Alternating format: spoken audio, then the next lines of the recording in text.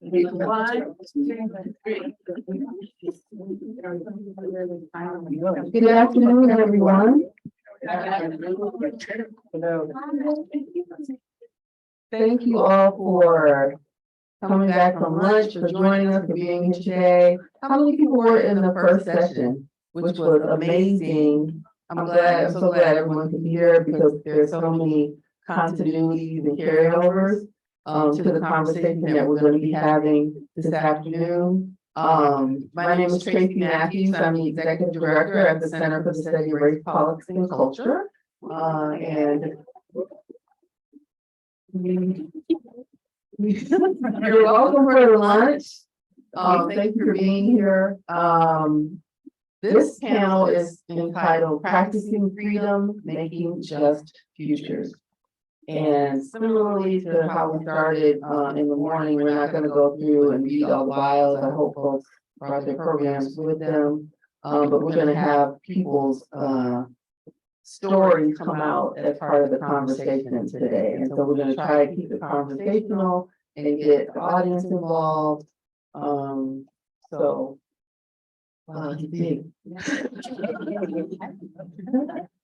thank you for my interpreter. So just in case, if people want to, since I wanted to do something because Gina had us reading this morning and that was so helpful for me. And I don't know how you all feel, but it's like after lunch and the itis is read always. So thinking if we can just take a moment and just stretch a little bit, stretch your arms out. Put your legs around. That might make us more sleepy, right? For this panel, which I hope will be as dynamic. I'm sure it will be as dynamic. I hope y'all know more than people. Dynamic and engaging as our morning panel. And as I said, there's lots of connections between the two. We had two of our speakers this morning, Lisa Biggs and Zelda Rowland, who were talking about their work with folks who are incarcerated and formerly incarcerated. And this panel is kind of taking us into a deeper dive around that kind of work. So we know we have experts in the audience and experts here on the panel as well. But we're going to be highlighting work that's being done on our campus here at Chicago, and on Yunilda's campus at Harvard. And Yunilda used to be with us here at Chicago, so we were sad that she left us, but we're glad to have her back with us today. And so the project, one of the projects we'll be talking about here is Beyond Prisons at Chicago. And Yunilda's going to talk a little bit about her project that she started while here, Grief as Resistance.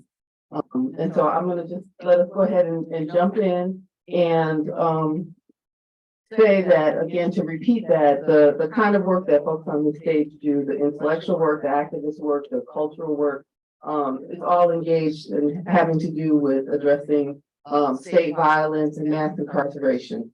My first question to all of you as a way of introduction is to talk about what is your primary project now or most recent project that you're working on and what brought you into this kind of work. And do you want to go first, Alice?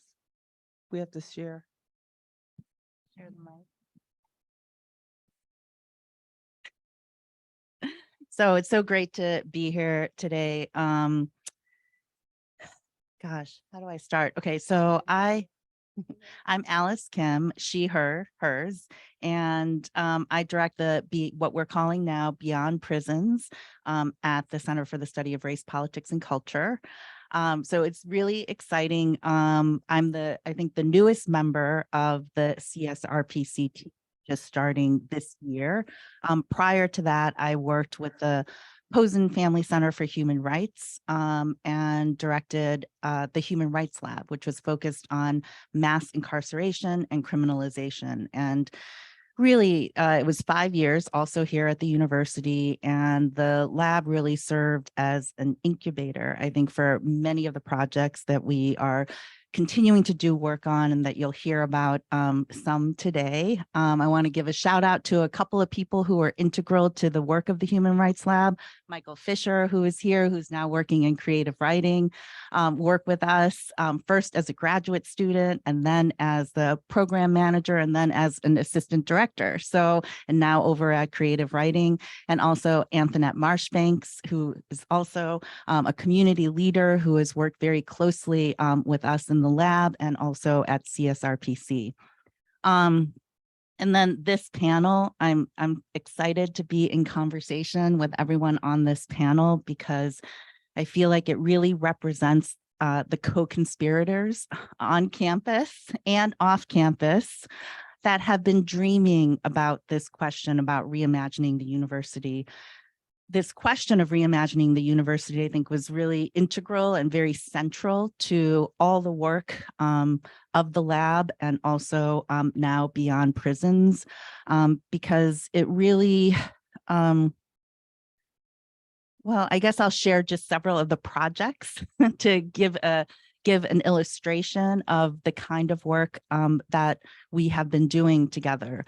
Kathy Cohen earlier mentioned in the first panel, the mixed enrollment course that took place at Stateville Prison, which is a maximum security prison about 30 miles outside of Chicago. It was really heartening to hear the parallels in the work that both Lisa and Zelda talked about in the initial panel. I've been working with a collective teaching project called the Prison Neighborhood Arts and Education Project, and we partnered with PNAP, as we call it, lovingly and affectionately, to have this mixed enrollment class at Stateville, which brought 10 University of Chicago students to Stateville, to a classroom at the prison to learn alongside 11 incarcerated students who are enrolled at Northeastern Illinois University. And that's one example of really trying to understand that that there are sites of learning and knowledge that are beyond the academy and what a site of learning and knowledge that mixed enrollment classroom was. We'll talk more about that later. Some of us also participated in a travel seminar to Alabama, where we, again, had both students and community leaders going to Alabama together to visit sites of resistance, right? Sites of conscience in Alabama and as well here in Chicago to really learn together about what does it mean to actually think about memory and freedom building. So I'll just say that the work that we have been engaged in here at the university has really been thinking about how do we privilege knowledge of people with lived experience. How do we make visible this crisis of mass incarceration that we have in the United States and really worldwide? How do we make that visible here on our campus? And how do we build real and meaningful relationships and community with communities that are justice impacted? So I will just leave it there and pass it. Yeah. Before you finish, can you just talk about a little bit about yourself personally and how you got involved in this work, when and how? So I come to this work by way of Illinois' death row, actually. And so Ronaldo will be talking about our work together that goes back to, gosh, the late 1990s.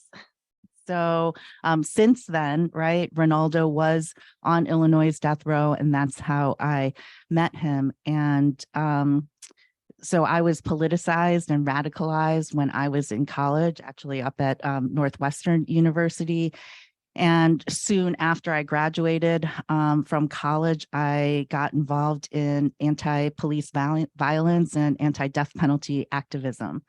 And if folks know, in 1995, there was the well-known case of Mumia Abu Jamal. And I think that his case, he's a former Black Panther who was on death row in Pennsylvania, and he had gotten an execution date. And I think that really mobilized an international community around his case. And that's how I got active in the anti-death penalty movement. And then soon after, became an organizer with an organization called the Campaign to End the Death Penalty.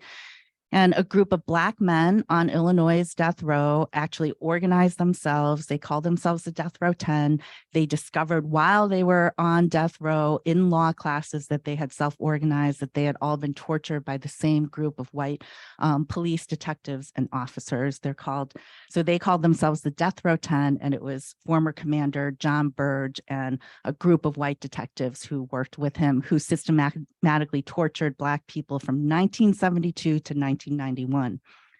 So they had written a letter to the Campaign to End the Death Penalty asking us to be their voice on the outside. And the campaign responded positively. And that's how my relationship with people on death row began. And I think from that point on, we took an approach of organizing with and side by side and alongside people who were on death row, which was a very different approach, I think, than what the anti-death penalty movement had been taking previously, which was dominated, I think, in many ways by lawyers and professionals who took a very different approach that, when you're a lawyer, you see by way of, your responsibility, people on death row as your clients, right? And we took a very different approach. And I think I started meeting people who are on death row. And I think my life was forever changed in terms of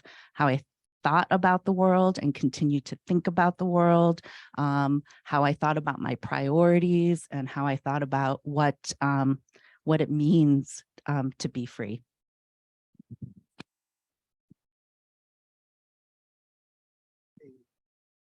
Hey. No, hello, everybody. Y'all look good. Like, y'all should take your own picture, like selfies. But I always stop when I get a chance to be on the panel with my friend Alice and just say thank you.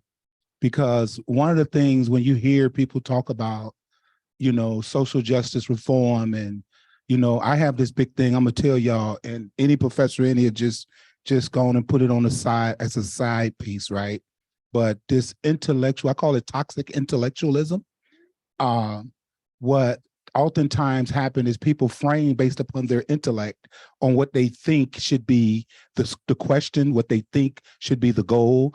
And I happen to be one of those people who would raise my hand even when I didn't know what to say.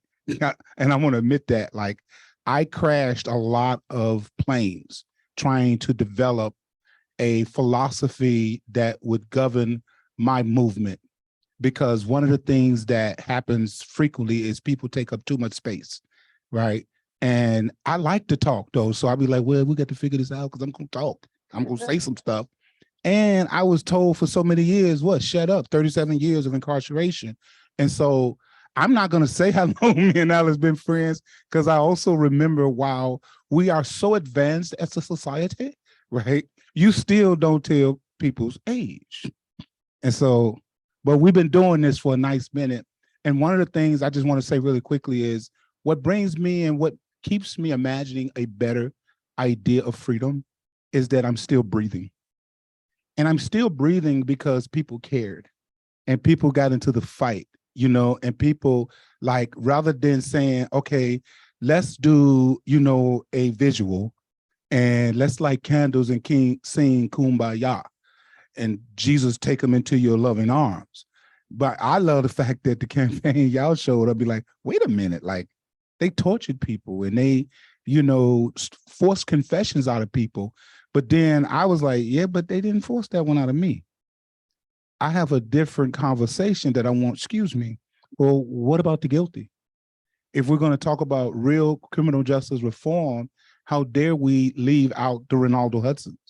Because it was my broken action that put me in a cell. But it was the awakening through education, right?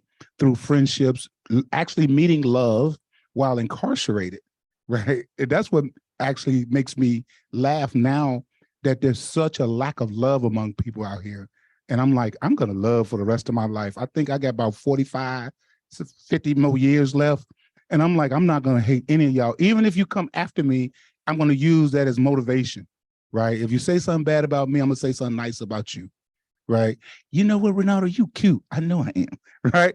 I mean, that's the type of stuff people struggle with. But for me, I know you're struggling with that. Look like he's so cute, right?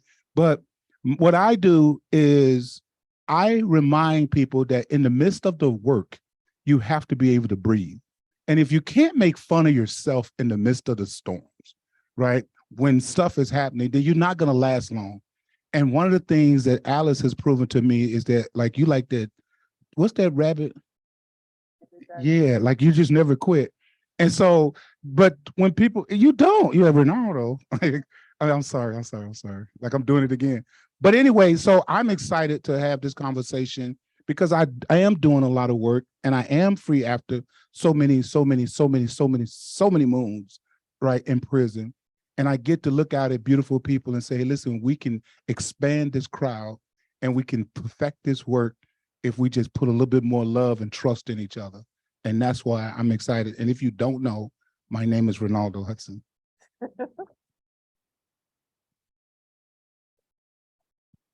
Hello, everyone. I'm Taji Chesimit. I'm a fourth year in the college here at University of Chicago. I also work with Alice as the student coordinator for the Beyond Prisons initiative with the CSRPC.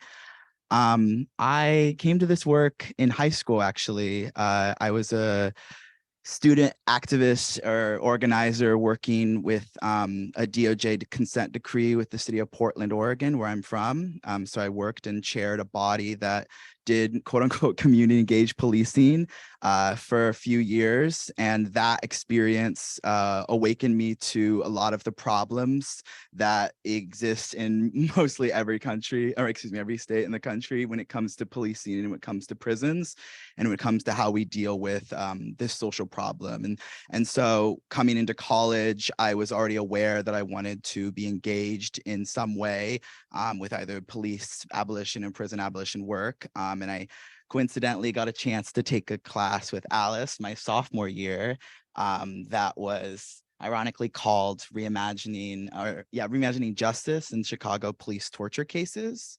And on the first day after class, I found myself trying to already connect with Alice to do more work around the community policing research that I was doing. And that boldness and ambition got me to be able to work with Alice starting last year in the final year with the Posen's Family Center for Human Rights. So I worked with her along with a few other awesome grad students and fourth years as the program eclipsed at Posen and then into CSRPC. And it's been one of the best opportunities in my life to really take art and community and the university and leverage that for the better and for justice and for freedom in a way that I couldn't have imagined coming into college, that there would be such a unique opportunity that aligned with so many of my own interests and intersections. And yeah, it's been an incredible 3 or so years now, and hope to continue working, but this is the introduction part, so I'm not going to be as like a student. but yeah, I'm really excited to be here and being conversation with everyone. And yeah. Well, good afternoon, everybody. It's great to be here after so many years of conspiring with Gina, with Alice on so many of these things and trying to really bring some transformation to these university spaces. Well, I guess I didn't introduce myself. My name is Janilda Gonzalez. I was an assistant professor here for 4 years at SSA, now Crown, with the incredible folks over there. And now I'm at the Harvard Kennedy School. And just by way of introduction, I guess, and sort of what we're talking about here, I'm a scholar of policing, police violence, police reform, and these are issues that I've been working on since I was 19, from an activist perspective in the US and in Argentina, and then entering academia to sort of conduct this research. But the real learning experience for me I think the transformative learning experience for me came, after at that point, like, more than a decade of working and studying about police violence and like literally just reading about it every day and thinking about it every day. But was when I met Deborah Silva, who's a mother from Brazil, who leads one of the most prominent organizations of mothers of victims of police killings in Brazil. And I think this term that you just shared with us, Ronaldo, of toxic intellectualism, she rescued me from potentially a lifetime of toxic intellectualism because she, just shared with me about the challenges of being, an activist leader and on these issues of somebody whose work is shaped by the trauma, the deep trauma that they've experienced of losing a child to police violence and that continued stigma and criminalization of both the victim and their families. She had been researched many times, and she would share with me, she's like, I think she was recently at an event that I did, and she was like, I think I've been interviewed by like 300 theses, for 300 undergraduate, masters, and doctoral dissertation, theses. And what came out of any of them? She's like, it just sits in a file and, dusty, collecting dust in a library, but sort of what has been achieved through that research. And she similarly shares, like, as you're talking about, Ronaldo, right, this toxic intellectualism of like, the researcher asks you what they want to know, these extractive relationships, they get all this information out of you and then you never hear from them again. And I think that's, the quintessential, practice that we are trained really to do in academia, that you so helpfully characterize as toxic intellectualism. And so one of the things that I can sort of share, the work that grew out of that realization alongside Deborah, and the ways that I've then used, that was like right before I started my first job as a professor. And so then I was like, okay, my mission is just like, how do I use these universities as platforms for them? And, sort of, I don't want to just sort of sit here and talk to you about police violence. I want you to hear directly from the people that live it and are fighting for it, against it every day. And so two projects that I can sort of share more about as we go, that come from the mothers themselves. So the first was the project Grief as Resistance that Tracy talked about, that I did while I was here, and that Alice was also a part of, which was intended to sort of create a number of events, transnational linkages across boundaries, across national borders, across language, across cultures, to bring together mothers of victims of police violence from Brazil, from the US, from Colombia, and to get folks together, even for informal gatherings. We did a dinner with Antoinette and some of the Brazilian moms. And I think Alice was remembering how I was like, spend the whole night translating and I didn't eat anything. And so that, that through that transnational collaborative, which was funded by the University of Chicago, it was not cheap to fly, 10 people to Colombia, to the US, whatever. But it was like real resources from the university that, were instead of like doing more extractive research and more toxic intellectualism, went to really building these transnational linkages through this network. And then the other thing that I can talk about as well is that also came from these conversations with the mothers. And it was actually at one of the gatherings of the Grief as Resistance project, where the mothers started talking about the illnesses that many of them end up with through their struggles with the state for justice. And so by the time I got to Harvard, Deborah was like, and a couple of other moms from Brazil were just like, we really want to do a research project on this. So I was like, okay, let me see how I can find money. Got money from Harvard to like, do a project. And during the pandemic, 4 mothers from 4 different states in Brazil, me and then a couple of other researchers from Brazil, we met on Zoom every 2 weeks. We developed the research questions together. We developed a reading list. We read, well, you're not going to know them, but like a lot of really dope Brazilian intellectuals. Lelia Gonzalez, Paulo Freire, which I guess you guys probably might have heard of, and just really built the project together from scratch. They went out and did the research, interviewed other mothers, and speak very compellingly to the meaning of like mothers interviewing other mothers. And so just the ways that it is actually possible to be within this space and transform it. And I think that Gina's point about inclusion is not just like bringing diverse people in and then like expecting them to adapt to the space, but that the space itself has to transform for them. And so these are just 2 examples of the ways that I'm sort of thinking, okay, how can I, in my own small way, help to transform this space so that it becomes more open for folks who we typically just extract from. right? So I'll stop there. But yeah, and thank you all so much. I'm so happy to be back to be back here with all of you. Yeah. We're glad to have you back, Yanilda. Thanks, everybody. And so I think, Yanilda, you were kind of moving in the direction that I was going to ask the other panelists to talk about, because, all of us are sharing examples of, I don't know, successes or ways in which we've been able to, kind of subvert the institutions we find ourselves in, or to be, fugitive scholars or whatever the terms are. But I wanted to have everybody be a little bit more explicit and to talk about the ways in which, white supremacy, culture, racism, institutional racism, and barriers. What are the barriers to the work that you've encountered? And what is your analysis of the impact of white supremacy on the kind of work that you've been able to do, either in educational institutions or, educational institutions in combination with the criminal legal system, or, other kinds of systems that we encounter in our work? What is the role of white supremacy, Ronaldo? Hey, everybody that identifies white, would you raise your hand? Okay, put your seatbelts on. like put your seatbelts on. Cause listen, like, oh my, okay. First, I want to say I love you. I love you, I love you, I love you.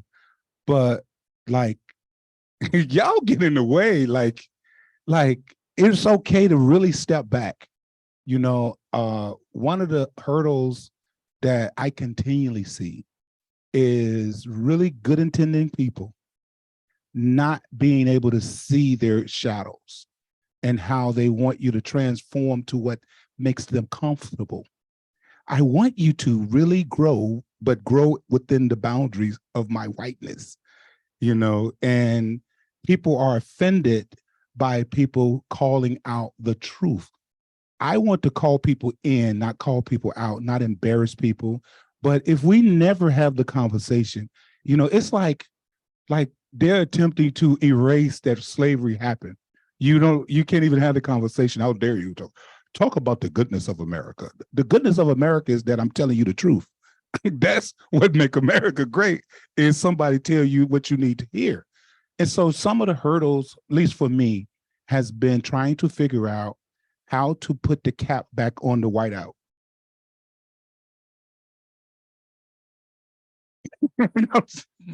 They may not know what whiteout is. Oh, I'm sorry. They're like, what? I'm sorry. Whiteout? Well, y'all know what You don't know what a typewriter is. Okay, I'm sorry. Like, whiteout is. I'm sorry. I'm 59 years young, and so when I was typing inside, they used to have these little bottles, almost like nail polish. I'm going to tell you, right? And it was like, it's called whiteout. And so if you make a mistake, a typing error, you pull the whiteout and you white it out. And so one of the things that happens in spaces is because people really feel comfortable about their whiteness, and it's comfortable, right? And I have benefited since I've been home from a lot of that whiteness, but I've also been traumatized because I'm like, man, I really can't look at you and tell you, hey, listen, please stop underestimating my intellect. Like, don't assume what I don't know because I was incarcerated 37 years. In fact, I probably read more than you, and you still trying to get your PhD. I should already have one, right? And so, but people assume, now here's the rub, I still need help too. And so it's like technology is like, okay, come text some stuff, right? But don't give me your philosophy that has failed the world, right? So one of the things that I did as an example is during my incarceration, I intentionally wrote a philosophy program called The Building Block. And the philosophy around this program was to give autonomy to the incarcerated population and have the staff to surrender what they've been done. They just done such a horrible job at managing, if you will. And their philosophy is you are a so-called quote unquote inmate, offender, et cetera, right? I'm saying, no, I'm a human being who happens to be incarcerated. Quit trying to identify me by a term that allows you to feel okay about disrespecting me, right?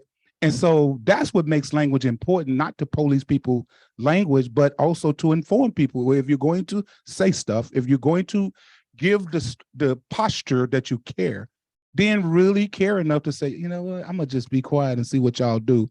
So when they surrendered to us the space, we really just blew them out of the waters.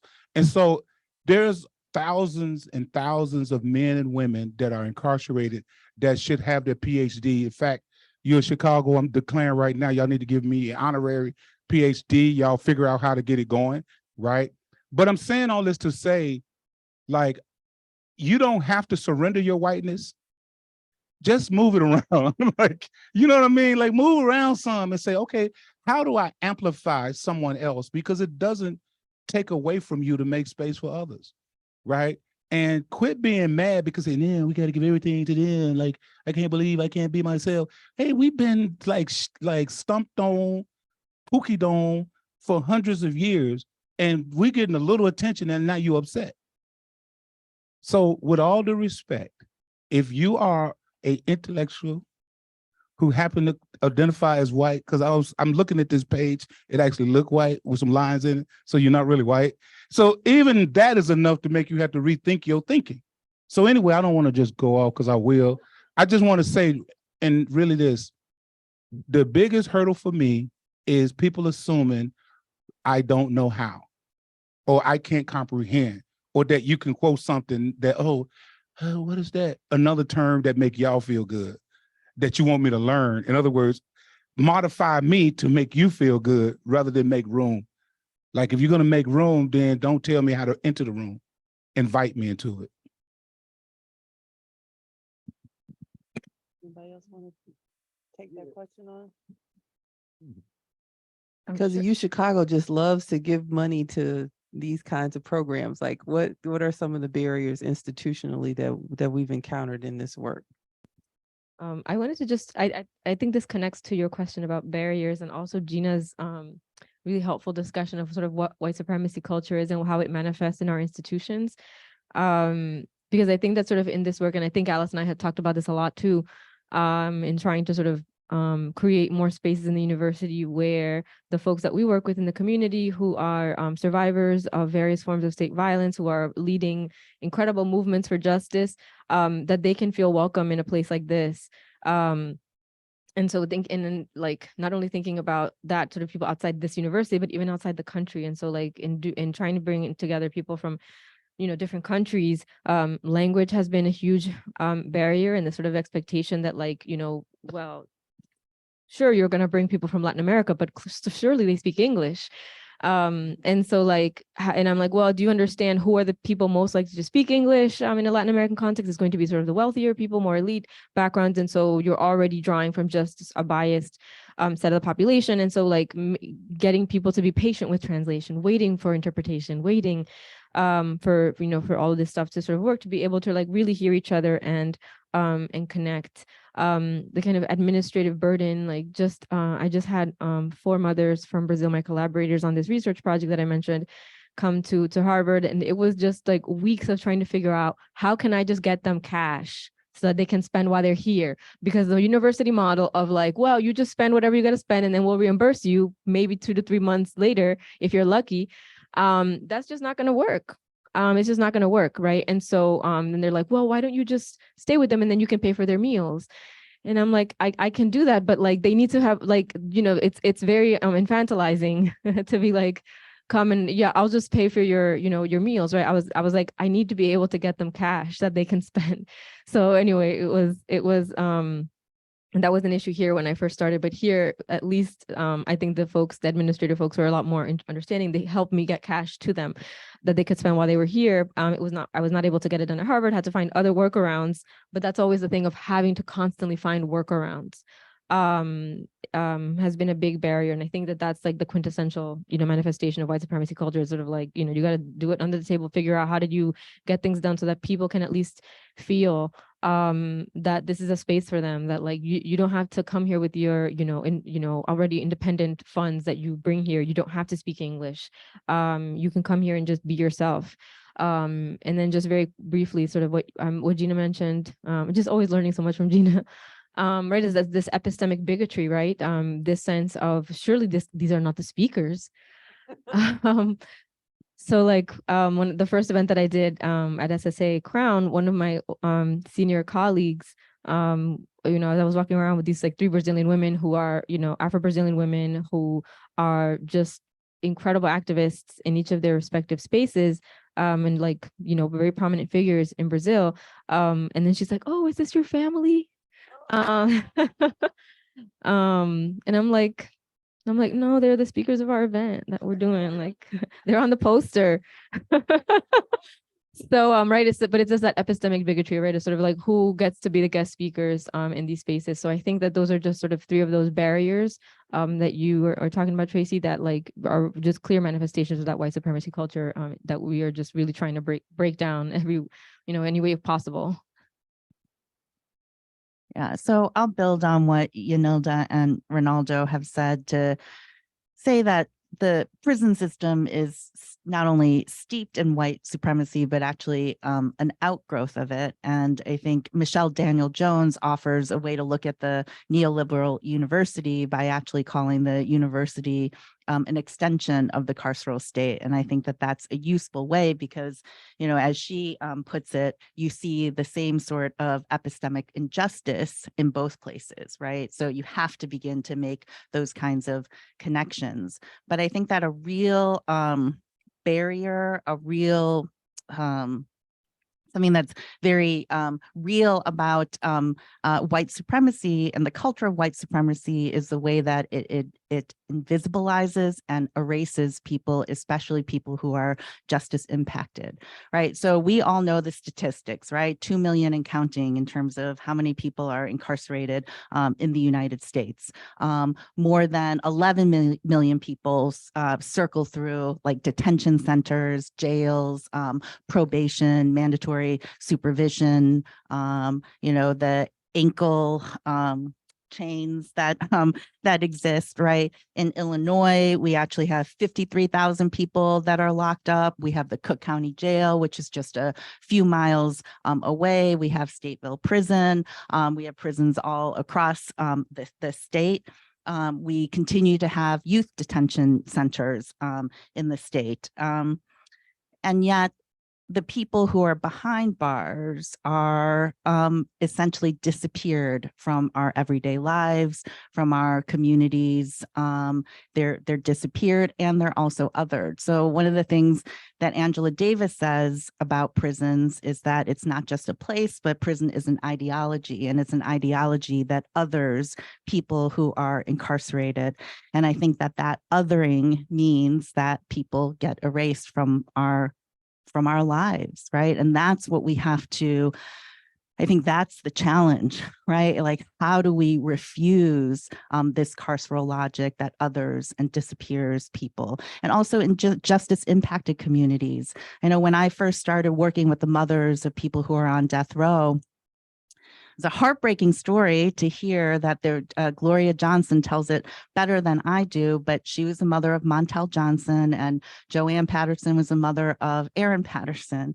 And they actually worked in the same building, and they went on cigarette breaks together every day, and they saw each other, outside having a cigarette.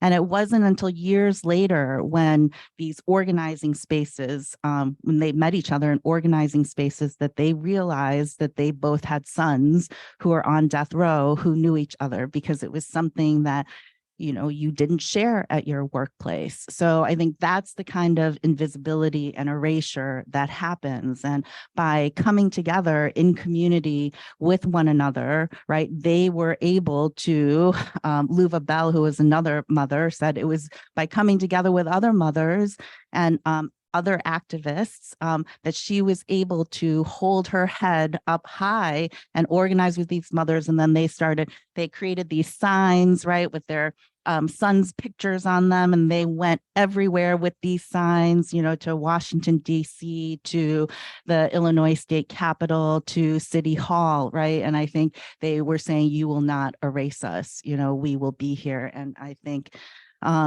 those are the kinds of barriers. And I do think that creating platforms for people who are justice impacted, people who are behind bars is one of the most important things that we can do because of the challenges people have actually making their demands, telling their stories, asserting who they are.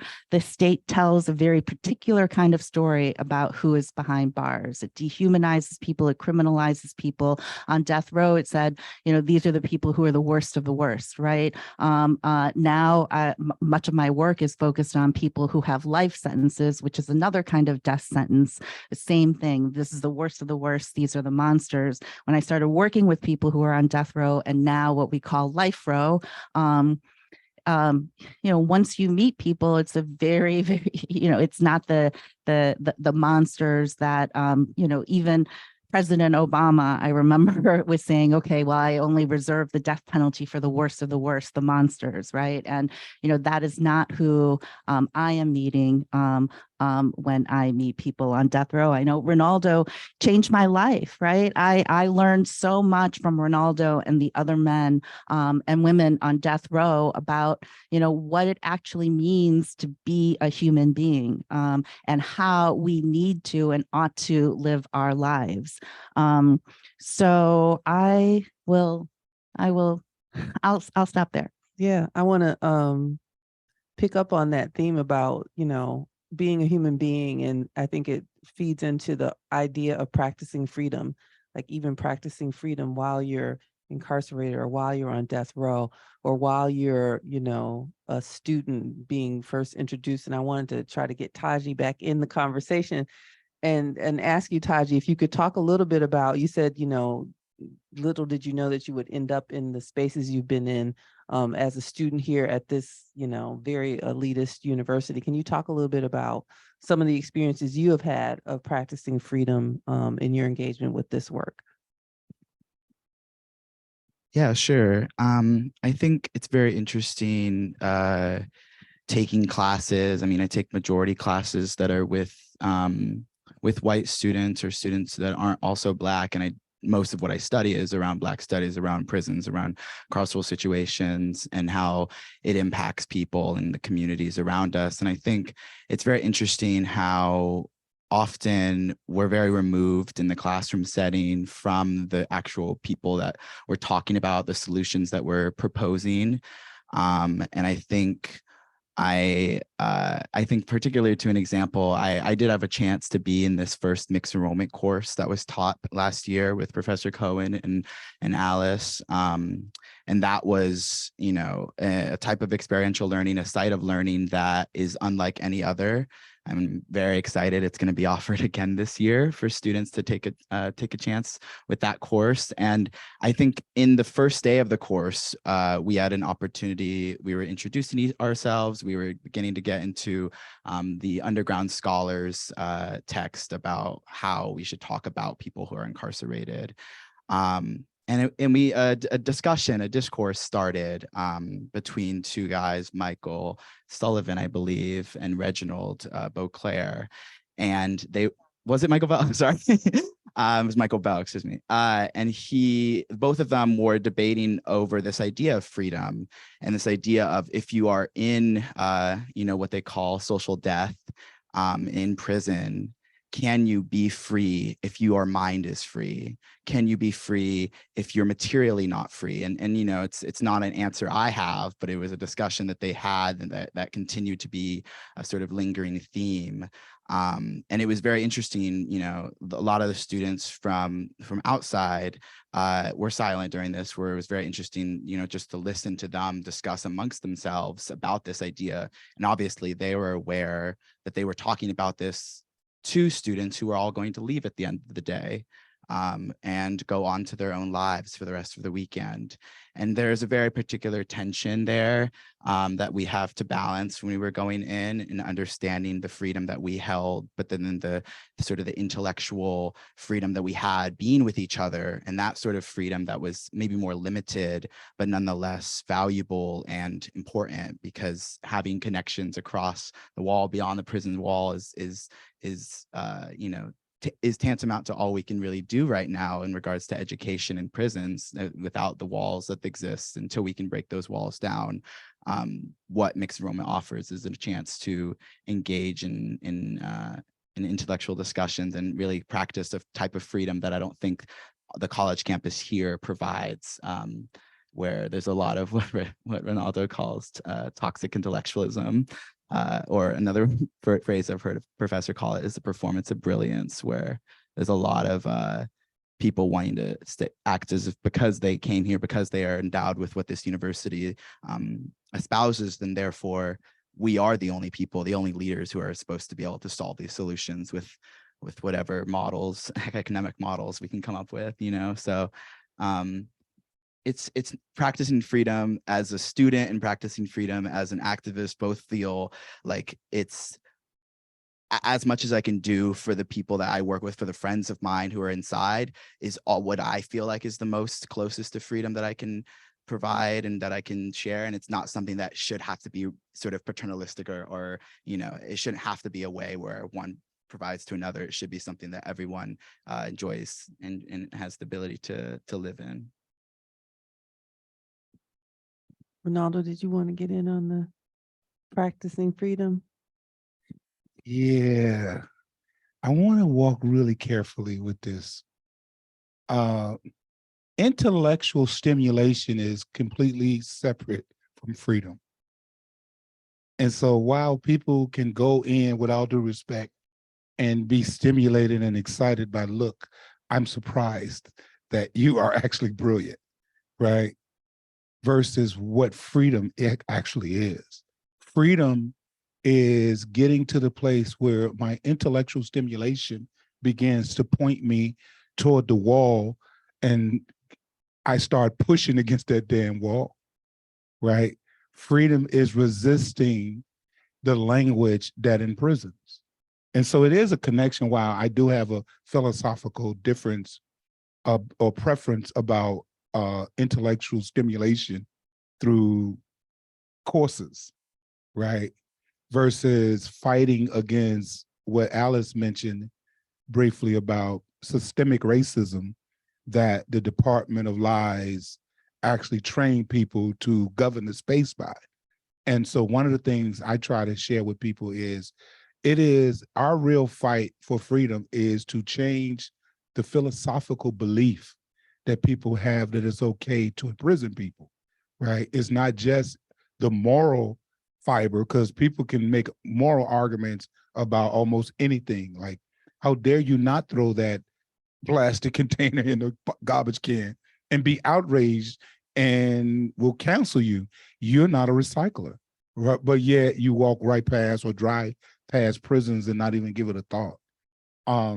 Freedom for me, Alice, was when I had the conversation with you and the Death Row 10 was talking and they were doing a live from Death Rows. And I was saying, hey, like, what about the guilty? Like, freedom was being able to have my voice like heard. And that's, or live from Death Row were these conversations of men and women that were in prison on death row would call into a place like this, right? Like, we should do it too for the men of life row right now. And we would be able to talk to people and you would hear people like Stanley Howard, hey, no, Alice, yo, they say death row, we say hell no, death row. And like remind people of his humanity. And I would be like, hey, excuse me, over here, I'm responsible for the act, but I'm not the act, And I think freedom is being able to even separate that, like unpack that, intellectuals, right? Because we've been made to believe, no, you are that thing. You are that title, right? While I have a title as director of education for the Illinois Prison Project, I'm not that. That's my, vocation, right? But if you go to social media or you look, you'll be like, oh no, he is that dude. That's what he is. No, I'm not. I'm a brother that made it through all the sewage, all the stinky stuff. I swam past all those turds that was thrown into the sewage that I was dwelling in, that they try to make people comfortable in. And when the light came on, it's called intellectual stimulation. oh, this is sewage, and that liquid stuff is not pool water, it's urine. And they want you to swim in it and act like it's okay. And then taxpayers' money is paid to keep putting more sewage on people, right? So that you can't smell me. So the residue of my incarceration, like, is kind of hard when you come to visit. You're like, why you smell like that? Well, they don't have showers. And we're fighting for water right now. So freedom is not just a imagination, but an action, right? I know the possibility of winning because I'm a physical manifestation of what the system said can't be and wouldn't be, right? Yeah, y'all could clap for that. That's real. Like, I'm gonna tell you why I say that, and I really mean that. I ain't being funny. Because when you look at us and you think about us, you say, you know, that formerly incarcerated person, right? I'm like, that, no, the person that was incarcerated, I'm not an expert because of my incarceral experience. I'm an expert because while I was experiencing it, I was studying it. And I was saying, why does this exist? And how can I be better than my worst decision? And I became an expert in that because I refused to let the system define me and tell me what I was. I am not a monster. I'm not a monster. I was a young kid that made a horrible decision. Now I'm a grown man that's saying power only yield to greater power, right? Like the university, like I think there should be $200 million dedicated to this work, to the lab, so we could be like, look, we don't have to wonder what we can do. And that will happen. I imagine that kind of freedom, if you want to talk about freedom, because cars don't move without gas. Y'all know it, this movement don't move without cash. And I'm only saying that because it don't, right? And so like freedom is really like, you know, the commitment to the university, and I don't care if they get mad. I love them, but I don't care. If you really love this work, then put your money where your mouth is, right? Cut the checks. And when you do that, then you can sit in those small rooms and say, we're really making a difference, right? So freedom to me is not having to scratch and, you know, I hope we can make this happen, right? And inside prison, freedom for me was I saw past the bars. Do you get that?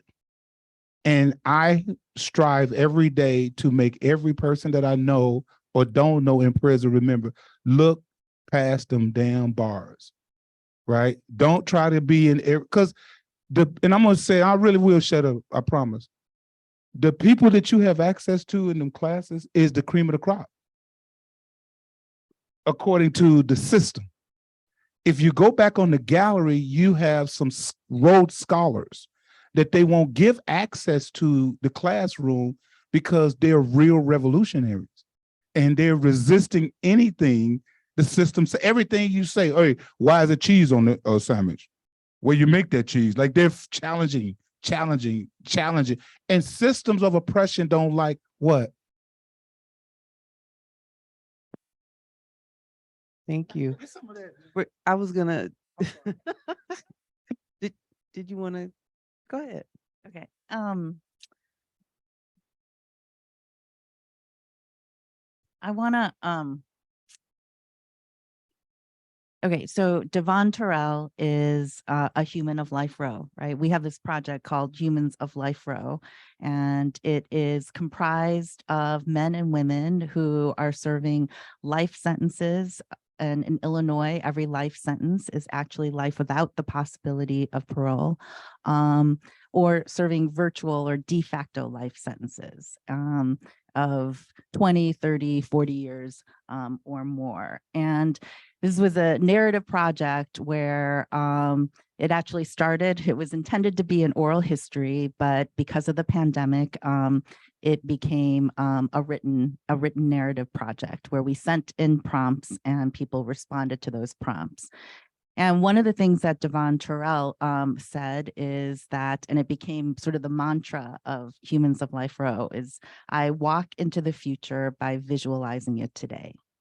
And I think for me, that is so important because I feel like, you know, Ronaldo, you had this vision of your own freedom, right? When you were on death row, and Ronaldo actually, I mean, you can tell the story better than I can, but people may not know this about his story is that he gave up his appeals process, admitted guilt, and really created and paved his own pathway to freedom. This was in the 1990s when if you stood on a street corner, and as someone said at a panel that I was at recently, they said, oh yeah, this was an undocumented young person who said, when we started doing our work around, being undocumented and coming out of the shadows, we actually had to have paper petitions, that those are things of the past. But same with us, we had paper petitions, and we actually used to stand on the street corners here of Hyde Park asking people to sign petitions supporting the abolition of the death penalty. And there were times where people were really hostile, right? It was a very different political climate. And then you had what some people call the innocence revolution in Illinois, where innocent people were coming off of death row. And in the midst of that, right, I think Ronaldo decided, I'm going to create a different pathway, right, for myself. I'm admitting my guilt in this thing, but that even though the state of Illinois insists that there is nothing irredeemable about me, I know that that is not the case. And I think that was having that imagination and vision was the start, and it's not the end. And I do think that not all prison education classes, I'm not saying that they're the panacea to this problem that we have. But if you organize the space in a certain kind of way, which I hope that we can try to do, it creates a space where people can begin to imagine with one another a different kind of future. And I do think that that's where things can begin, but they can't end there. If you think that it's going to begin and end there, then you're not going to actually address the problem, the systemic problems that actually exist. So I think, that debate that Taji mentioned, which Kathy has called the beautiful debate, right?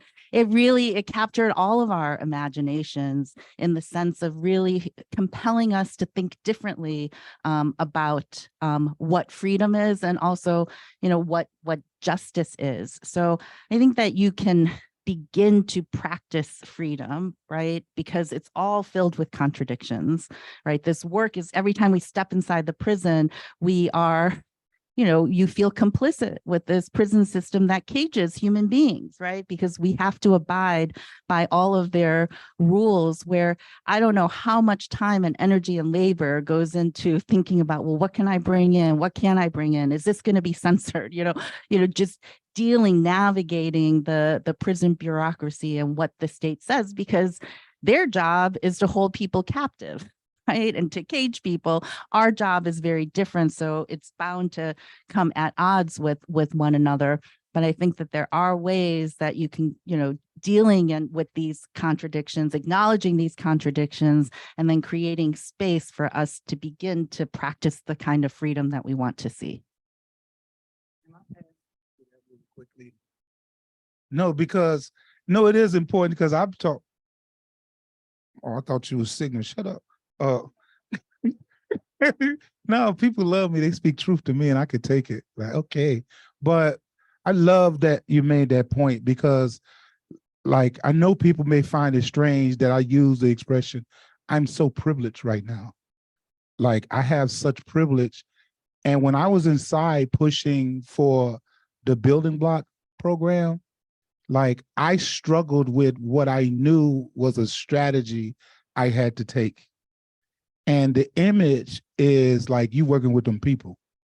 And when someone said that to me, the first thought popped in my head was, who the you think you talking to? Like, and I wanted to pull out my old stuff, right?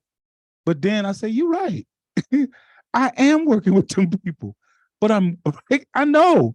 But I'm like, I had to admit that, because in order to get the program going, they had to allow it to happen.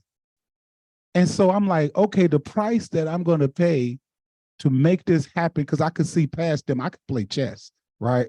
I see past this move. And I knew my guys didn't in the beginning. They saw it after they say, oh, wait a minute, they getting ice cream. I know that might sound weird saying that the grown man talking about, why are you saying ice cream like that? Because in prison, everything is restricted. And so it dawned on me, like, I know the stuff that be in the warehouse. I know the stuff that be in the school building.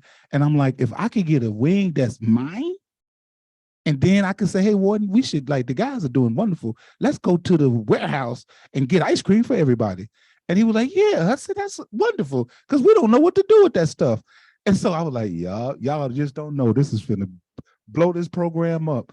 And so I'm saying that to say that I'm not above working with anyone that wants to make change and progress for our people.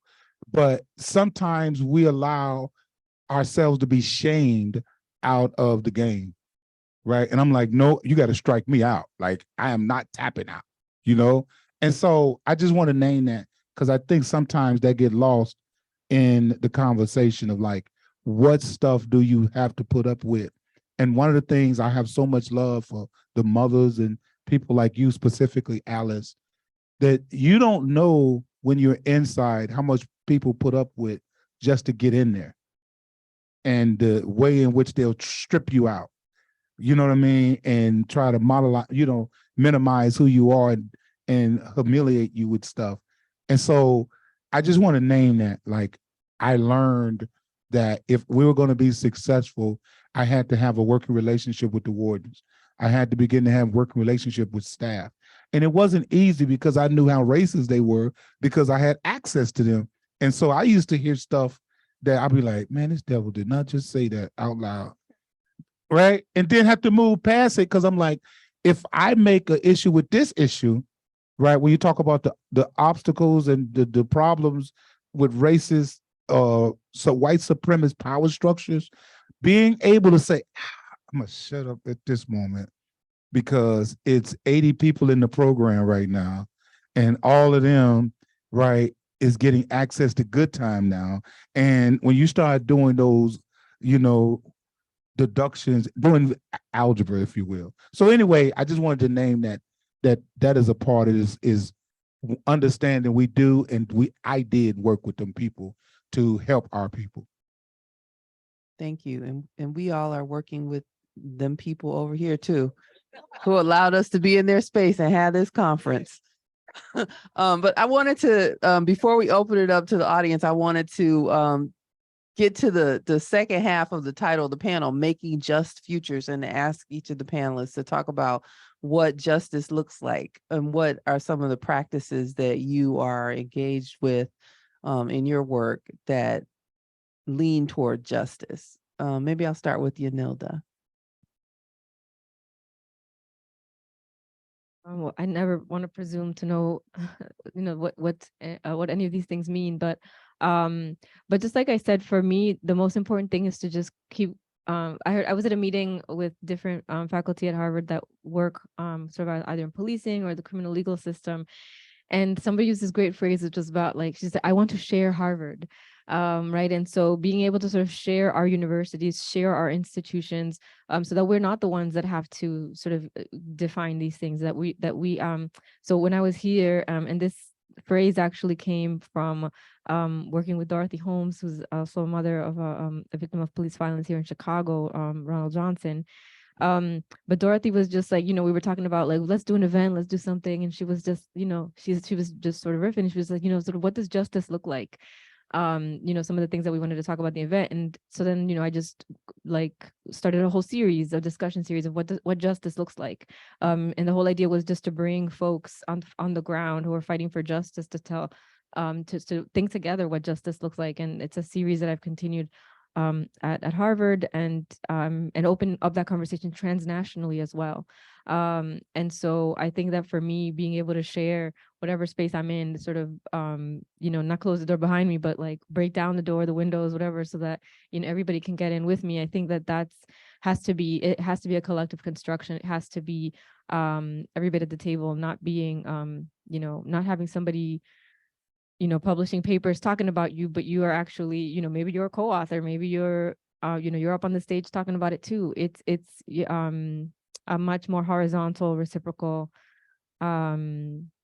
space of sharing power, of collective construction. I think that can be the only way. And maybe, we can get to be those people that make the decisions at some point, and we can be different from than people without transforming the institution, not letting it transform us. I think that's a lot of the ways that I think about it. Yeah, I mean, partly having something like Beyond Prisons have $200 million funding is something I imagine that's like part of having a just future. And that's mainly to say that like having universities recognize, I mean, we're in Hyde Park, but often people don't associate with the community around and don't see it as much of attachment. They'll say, oh, I'm going back to campus. They don't really even see it as a place that people live in, that people have lived in for generations. And I think that disconnect is only being really bridged with initiatives like Beyond Prisons, and I'm sure there are others, but it does a lot of the work of connecting to the community, working with the community in a way that is just, because I don't imagine that spending, for example, like $215 billion on prisons and police in this country solves social problems. I think abolishing the conditions to which prisons were supposed to solve is bringing us towards a just future. And I think,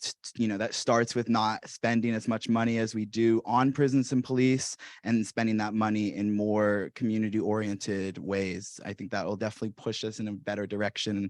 And I think the university, is incumbent on the university to do that. It's incumbent on any university to do that, because you are not just settlers on that land, and you do not just have that land for whatever purpose you want to have to continue churning out econ majors. Is not necessarily the answer to the social problems of our world. And I think the better we do to push against that, to push the bounds of what the university allows and what the university can be, I think moves us in a stronger and a more just direction.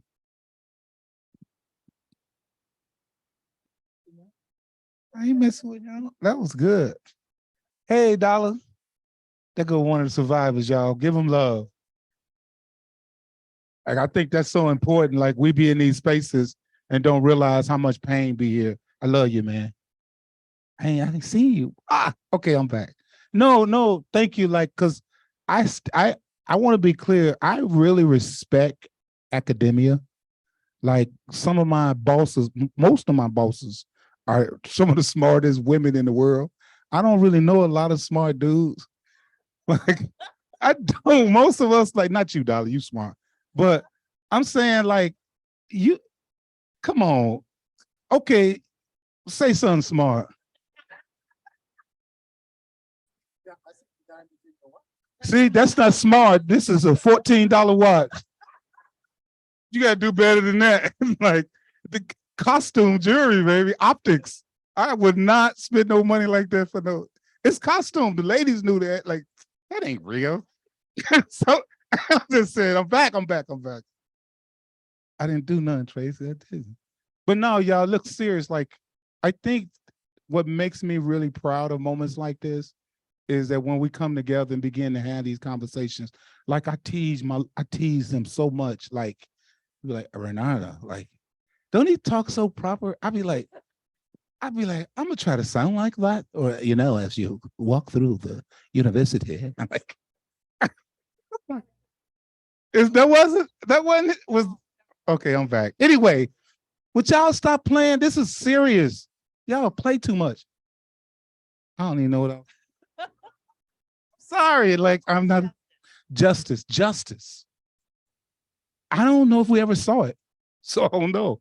I think what would be just is that the university turned its purse over to us, right? And then the justice would follow it, right? But I think, and I keep saying it because I really mean that we are more powerful than we give ourselves credit. And I think that when we align ourselves up and really begin to think about strategically, hey, okay, what can we do? What can we ask for, right? Listen, let the communities surround this compound. You'll see what they'll do. They'll turn the purse loose, right? And we wait for like big, horrible things to happen. Then we march, then we protest. And as y'all can see it now, they're over George Floyd. So now they're pulling back. Like, we don't need to be talking about social justice anymore. Like, heck, we spent $18 on that. So justice would be that we don't have to cry about, someone in a uniform kicking the door in, or law enforcement asking for trauma treatment, but they want to treat people that they're supposed to be serving, like it traumatizes them. Like I tell people, when I came home after 37 years of incarceration, they gave me a parole officer to patrol my trauma rather than a therapist to help me unpack it, And so if we start really thinking about, like, how do we do better with that, that would be justice, to let someone sit there and deal with some of the stuff that Alice had to deal with.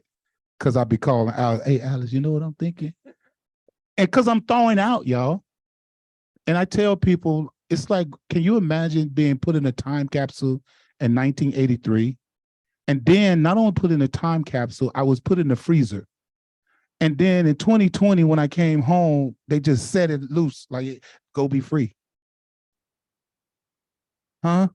During COVID, I was happy though, because I'm free. Everybody was like, you knew the world would be so much better if you just know COVID just took over the world. I'm like, COVID is my friend right now. Like, I'm free because of COVID. Like, that storm created the atmosphere that pushed me out of prison.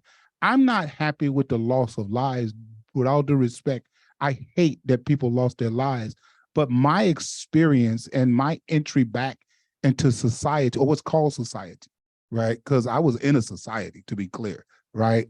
And some of the most loving, most powerful people that you ever want to meet, some of the most, like the think tank, like it's brothers sitting in prison with master degrees and they don't want to let them out. Like, that's ready to get into the work. No, we can't let them out. Why?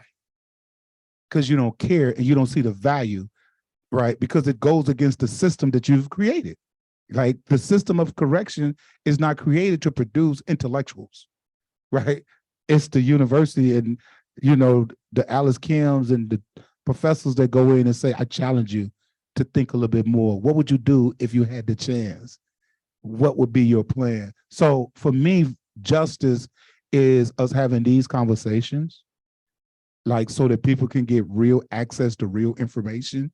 Justice to me is that everyone in this room tag the university and remind them of the power of these moments and why we want more of it. And so we leverage our power and say, we're grateful, right, that you support it, but do more. That's justice, right? It's not just like, I ate that wonderful sandwich outside, it was good. That was a moment and I'm gonna drop it. Justice, y'all, for me is being free enough to speak and say what I want to say without fear of being locked in segregation. And so my freedom, to me, is an example of justice.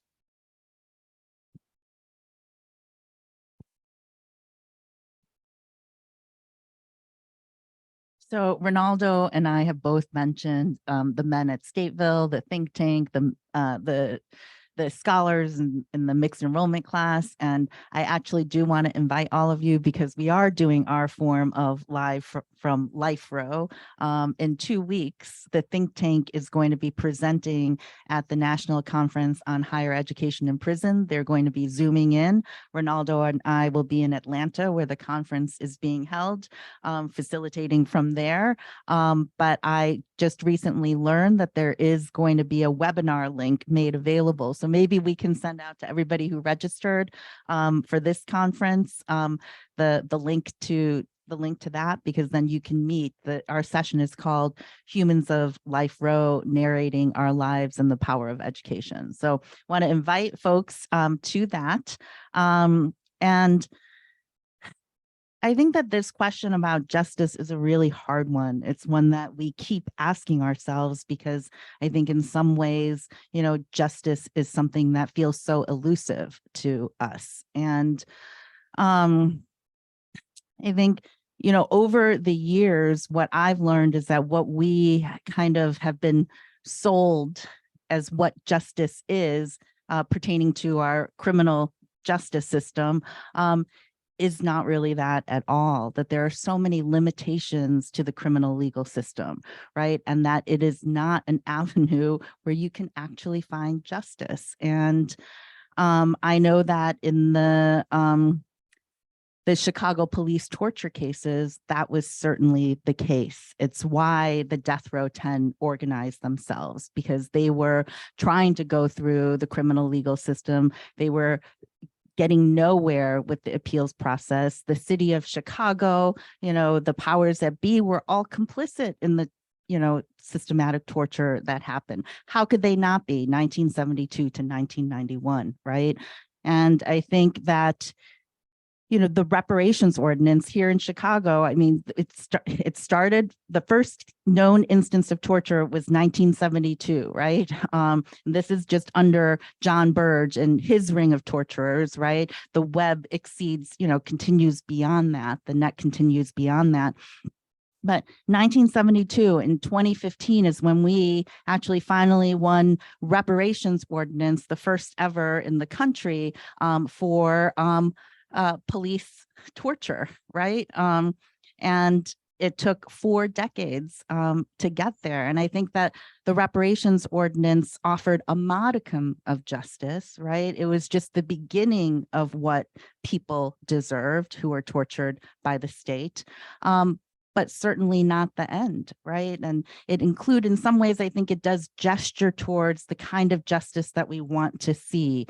It included financial reparations, a financial component. It included a curriculum that is now being taught in Chicago public schools about police torture to 8th and 10th graders. It included the Chicago Torture Justice Center, which Damon Weston, who Ronaldo called out, is an organizer at Chicago Torture Justice Center. So the only psychological counseling center in the whole United States that actually serves domestic survivors of police violence, of state violence, right? And it includes the building of a permanent memorial so that we can actually have a physical symbol that says never again, right? And it included free tuition to community colleges, not just for the survivors themselves, but also for their grandchildren, since we know that trauma is intergenerational. So I think those kinds of things gesture towards what we need to have in order to begin to say that we have any sort of meaningful justice. But I think it's a really hard question, because I think when we say, okay, the legal system doesn't deliver justice, I mean, I think that we can nod our heads. Maybe some people say, well, what do you mean the legal system doesn't doesn't lead to or deliver justice? And I wasn't going to go there, but I'm inspired by Lisa, who said earlier this morning, we don't have to be perfect in what we're saying, but I think that it's hard when you think about people who when harm has been done, when people's lives have been lost, when horrible things happen, and then how do you reconcile that with like every single person who is, for example, in the think tank serving a life sentence and needing to get freedom? I'm thinking about this because yesterday at the think tank we actually had the mother of someone who lost her son to violence. Her son was murdered, and she came in and we were having a very hard conversation because her son's killer is now up for a new trial. This is somebody who actually, in her victim impact statement years ago, called for mercy because she, for her son's killer, even though at the time he did not admit guilt, he pled not guilty. He was convicted. He's serving time. Now he was able to win a new trial. What she wants from him is for him to admit his guilt, right? And he, in his new trial, is not admitting guilt. And we understand in many ways that because the justice system isn't actually about getting to the truth, that in order to be able to get out of this situation where you're subjected to state violence every day and caged as a human being, that you may not choose to admit guilt. You might choose a different legal strategy. And then that is what is also denying this mother what she needs to heal, right? And what she needs to do. And it was a very, very difficult and emotional conversation to have with all men who are serving life sentences, who are trying to fight for their own way out. And I think I bring it up because we have to ask those hard questions. We have to make ourselves uncomfortable. And even when we don't have the answers, we need to begin to get at it. Or I don't know, where are we going to find justice? Yeah, so I'll share that. Okay, I think it's time for us to open it up to the audience to get involved in the conversation. Do we have mics? We don't have mics. But do we have any questions or comments from the floor? There's somebody right there. She's gonna bring you the mic.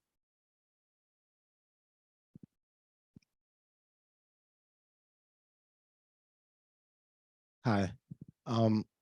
Being at the institution that we're at and a lot of higher education institutions, there's an emphasis on when you're in classrooms on even for people who want to make action, who want to do good work. A lot of our only exposure is through an author's interpretation of an issue and their solutions and why they think other people's solutions won't work. So my question is, do you think that all this theory and thought experiment actually hinders action in any way? And in what ways, if you think so?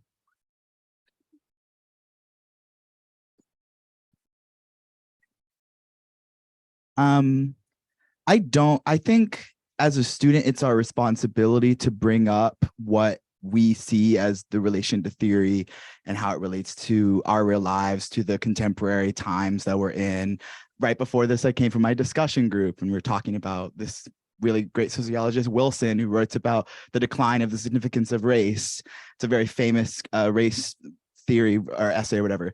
But the topic is very pertinent now because a lot of people nowadays are race is elusive. It's a concept that's being debated of whether we could even teach it. How is it taught?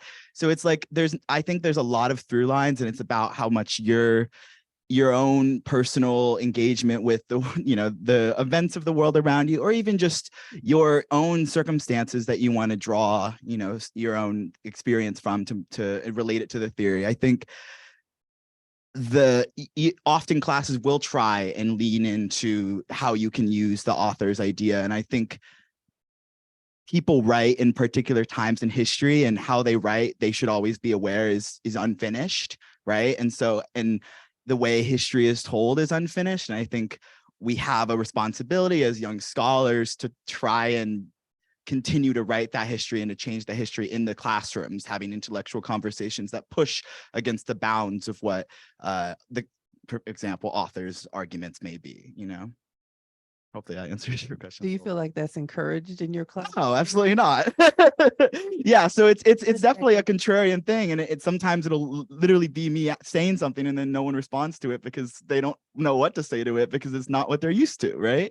But it doesn't mean it shouldn't be said. It doesn't mean that you shouldn't make your papers all about how you can relate to what is happening in the world, to what's happening in a lot of just contemporary crises around the world that relate to the topics we're talking about. They write them because they know that they're hopefully going to have an impact in the future. And obviously they do if we're sitting in classrooms talking about it. So why not relate it to the world around us?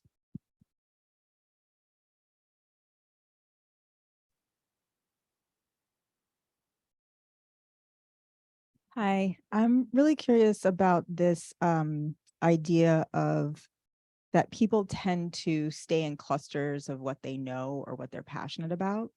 So everyone here is passionate about this conversation. And you were talking earlier about getting to know people on death row, getting to know people who are on life row, and understanding this idea about the connectedness between humans. And I'm curious to understand, how does that translate to people who aren't sitting in this room? People who don't want to see me as a human, as a Black woman, or you know, a person who's on death row as a human? How do you get that outside of the university, outside of the classroom, into the understanding of someone who is shying away from that, who wouldn't come to a place like this, you know, this panel?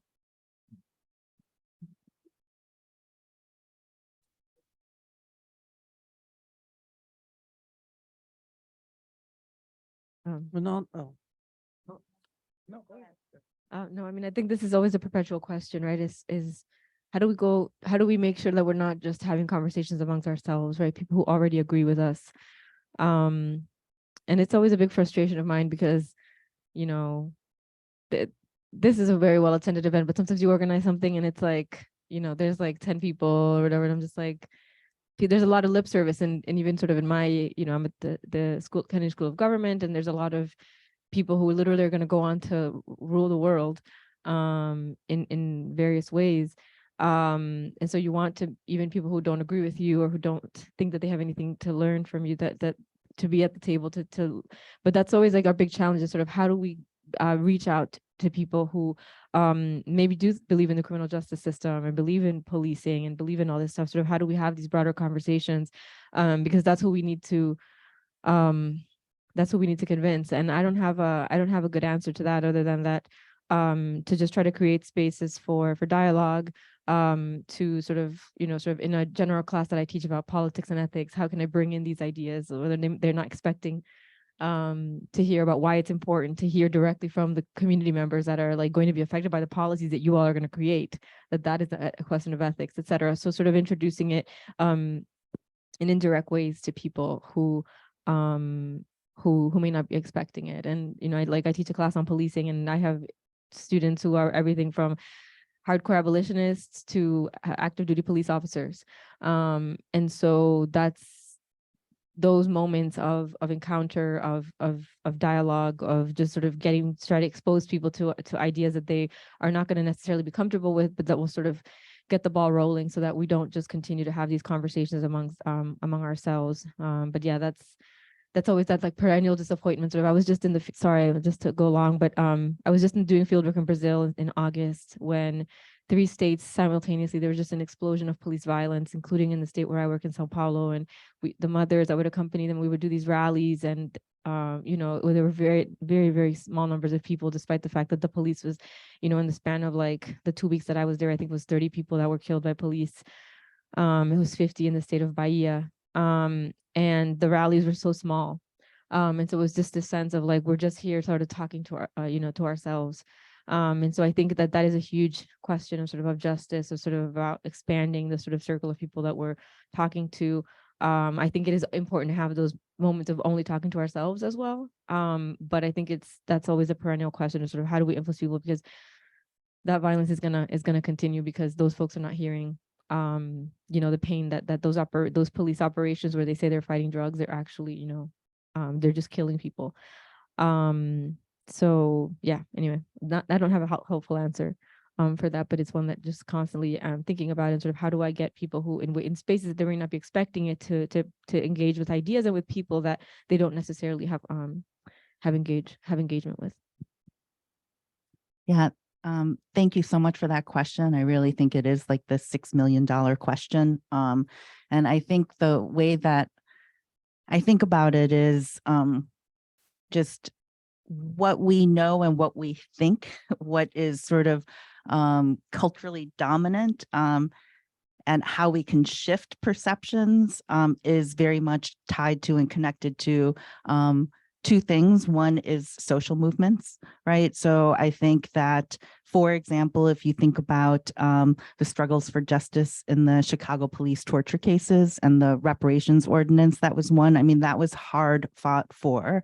And when we first introduced the ordinance in the Illinois legislature, most of the alder people thought it was a pipe dream.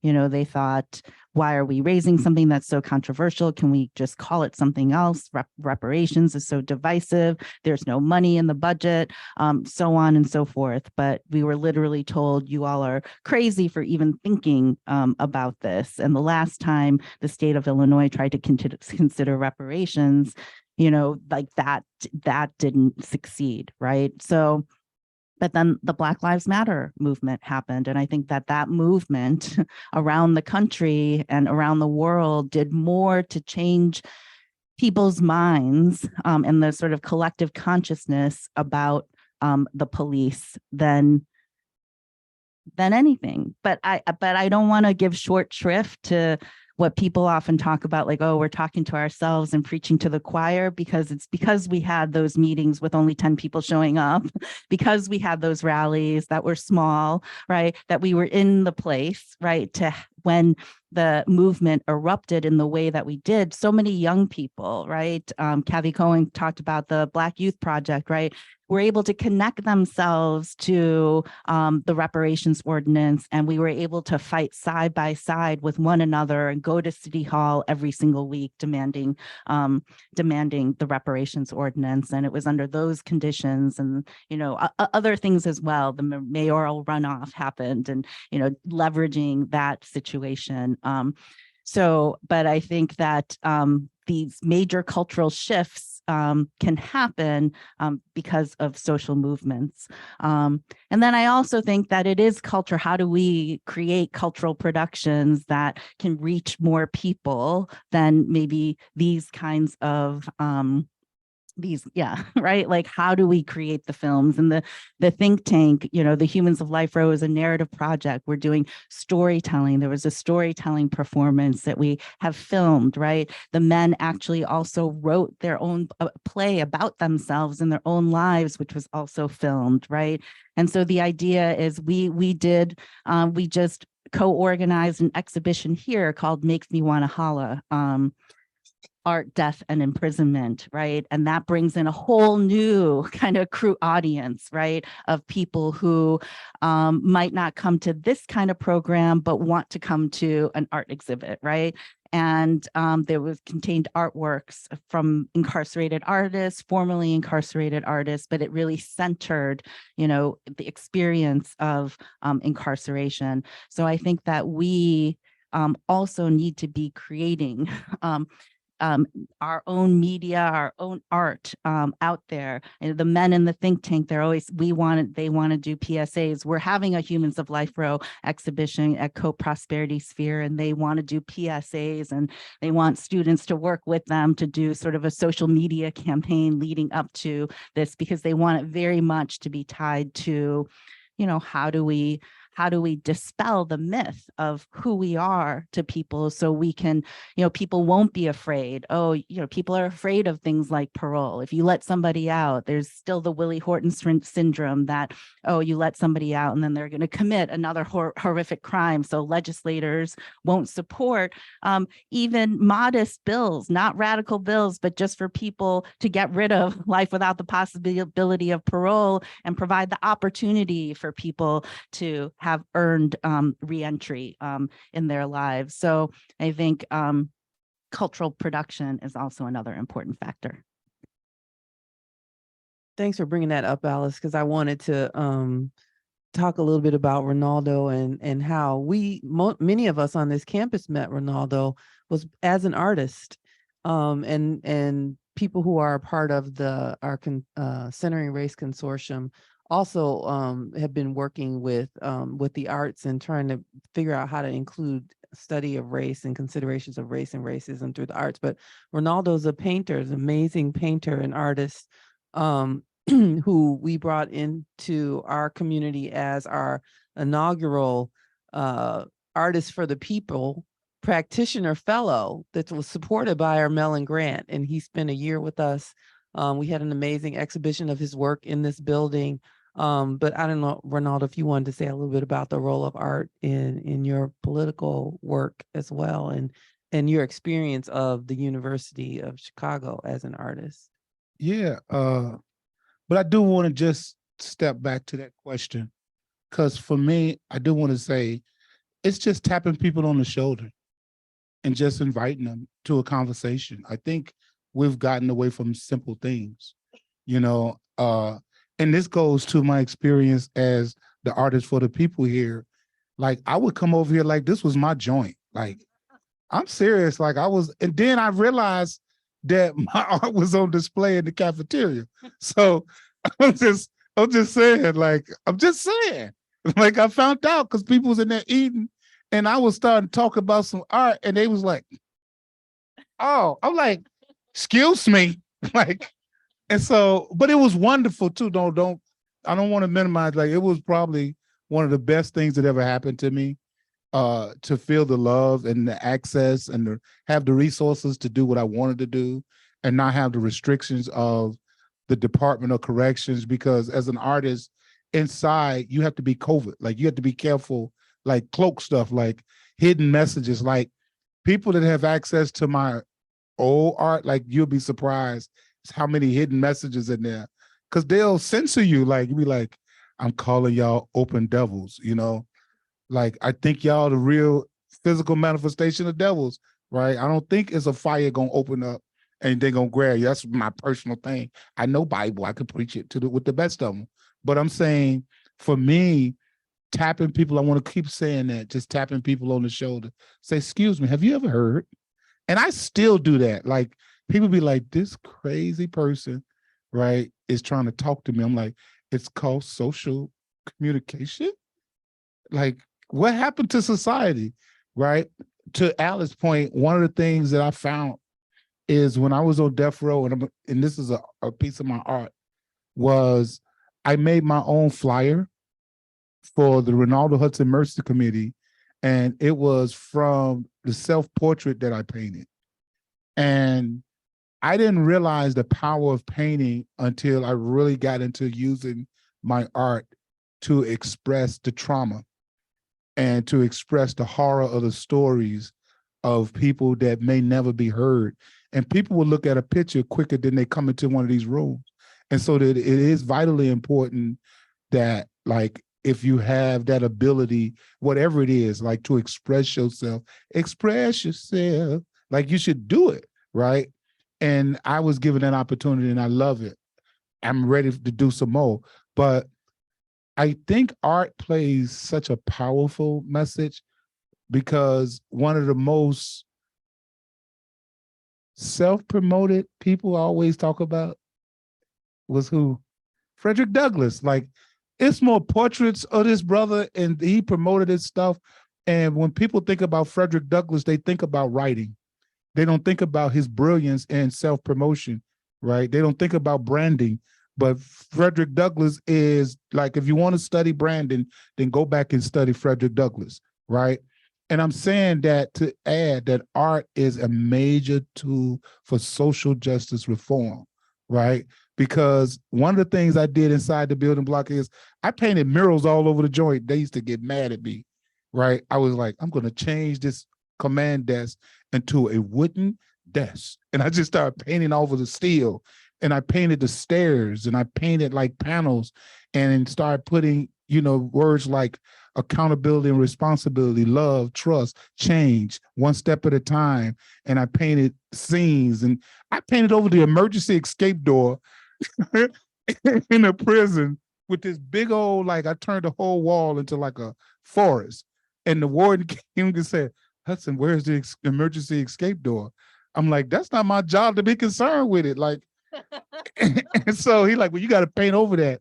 But then this is why it's important to say, when I told you I work with them people, I did, because I was getting really like traumatized. Like, I did so many hours of work on this wall. It's wonderful. And he was like, no, dude, it's an emergency escape door. I said, no, it's a beautiful landscape. What are you talking about? Like, that was a real conversation. This is art, right? And it exists as I speak. But then the warden of programs, who was a lady, told you ladies rule the world. They're the smart ones.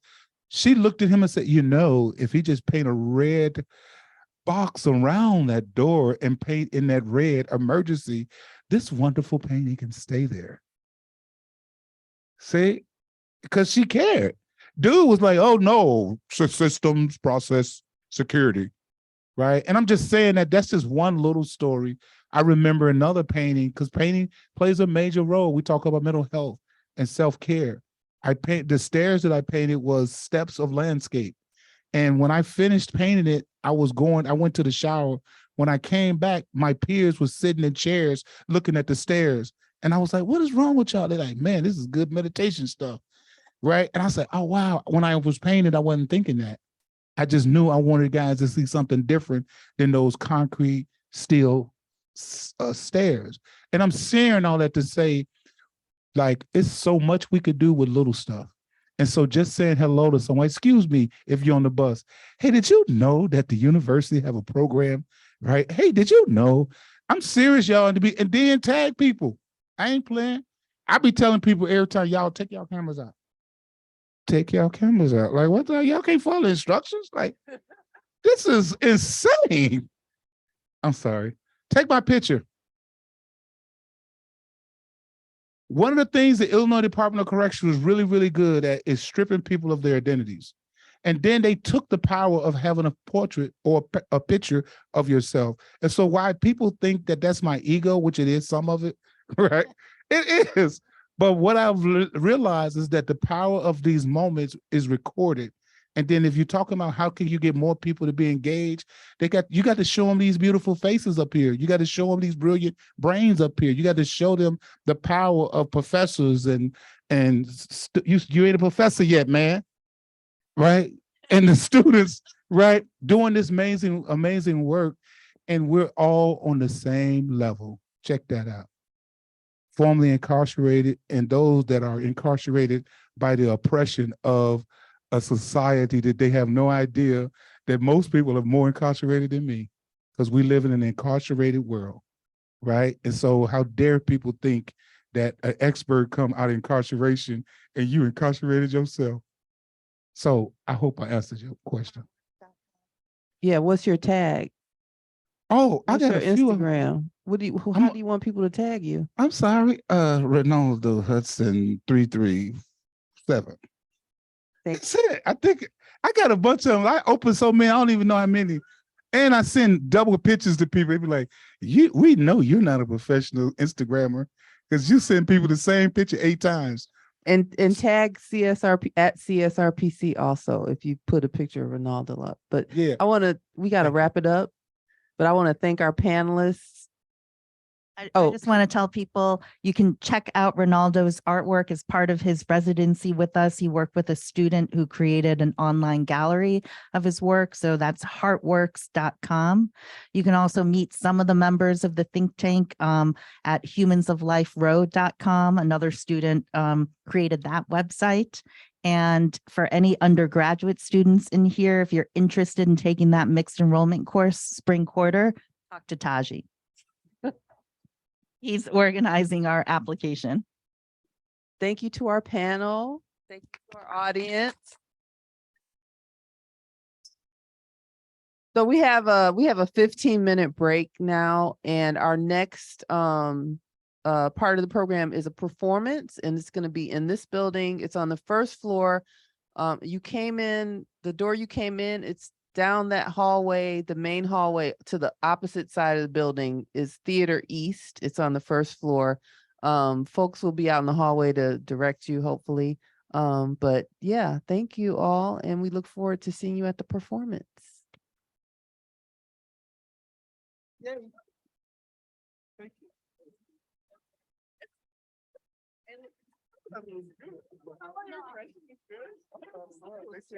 British accent. What? Let's take a selfie. We gotta take a picture. Oh, we gotta take a picture.